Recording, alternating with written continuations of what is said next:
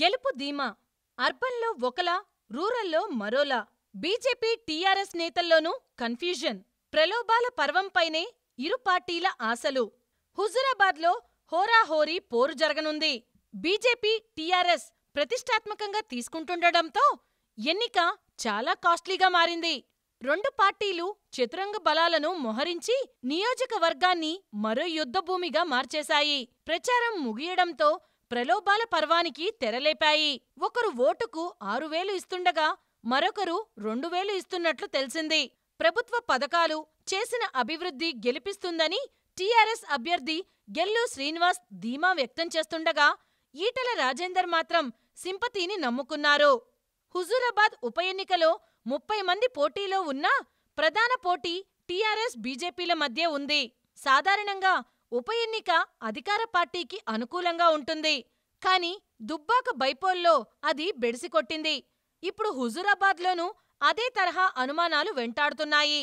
పార్టీలో 18 ఏండ్లపాటు పనిచేయించుకొని బలవంతంగా తనని బయటికి గెంటేశారని, ఇప్పటికీ కారణాన్ని చెప్పడం లేదని ఈటెల తన ఎన్నికల ప్రచారంలో చేసిన వ్యాఖ్యలు ఆయన పట్ల సానుభూతిగా మారాయి.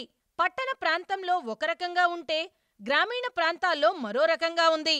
మరోవైపు టీఆర్ఎస్ మాత్రం ఆయన కేసీఆర్ ఇమేజ్ను, పార్టీ గుర్తింపును, 7 ఏళ్లలో చేసిన అభివృద్ధిని, సంక్షేమ పథకాలను ఏకరువు పెడుతోంది.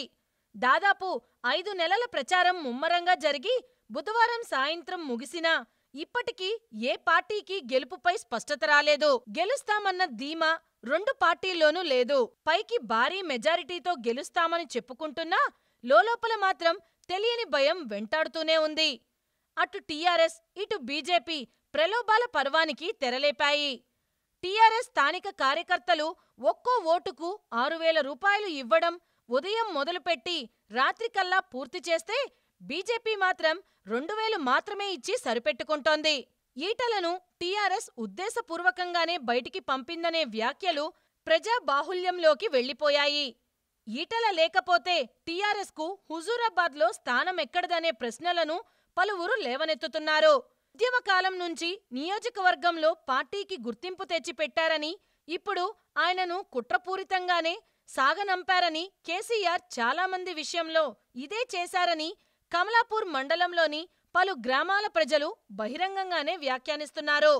ఆ సానుభూతి పవనాలే ఇప్పుడు ఆయనకు గెలుపుపై ధీమా కలిగిస్తున్నాయి. ఈటల ఏ పార్టీకి చెందినవారైనా మద్దతు ఇస్తామని అంటున్నారు. సరిగ్గా ఈ ప్రభావాన్ని గమనించిన టీఆర్ఎస్ నేతలు చివరి 2 రోజుల్లో అద్భుతాలు చేయవచ్చని నోట్ల పంపిణీపై దృష్టి పెట్టారు. బీజేపీ సైతం ఇందుకు వెనకాడడం లేదు. ఈసారి ఎన్నికల ప్రచారం 72 గంటల ముందు ముగియడంతో ప్రచారం చివరి రోజు ఉదయం నుంచి నోట్ల పంపిణీ ప్రారంభమైంది. సింపతిని ఈ విధంగా చల్లార్చవచ్చని టీఆర్ఎస్ భావిస్తోంది. చివరి గంటల్లో మైండ్ సెట్ మార్చే నోటు ప్రభావాన్ని బీజేపీ కూడా వదులుకోకూడదని అనుకుంటోంది. ఈటల రాజేందర్ మొదటి నుంచి టీఆర్ఎస్ నోట్ల కార్యక్రమాన్ని షురూ చేస్తోందని ఆరోపించారు. గరిష్టంగా 20,000 రూపాయలు ఇచ్చినా ఆశ్చర్యపోవాల్సిన పనిలేదని కూడా ప్రచారంలోనే చెప్పారు. ప్రజలు దాన్ని దృష్టిలో పెట్టుకొని కేవలం 6,000 రూపాయలతోనే సరిపెట్టిందనే అసంతృప్తిని వెళ్లగక్కుతున్నారు. పార్టీతో సంబంధం లేకుండా పోటీ చేసే వ్యక్తిని చూసే ఓటు వేస్తామని ప్రజలు క్లారిటీగా చెప్తున్నారు.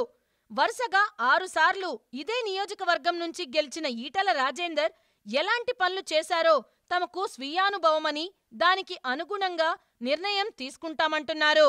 కానీ అదే సమయంలో అధికార పార్టీ తరపున కాకుండా ప్రతిపక్ష పార్టీ తరపున పోటీ చేస్తున్నందున అనుకూలంగా ఓటు వేస్తే ఏమవుతుందో, ప్రతికూలంగా ఓటు వేస్తే ఏమవుతుందో కూడా స్పష్టతతో ఉన్నారు.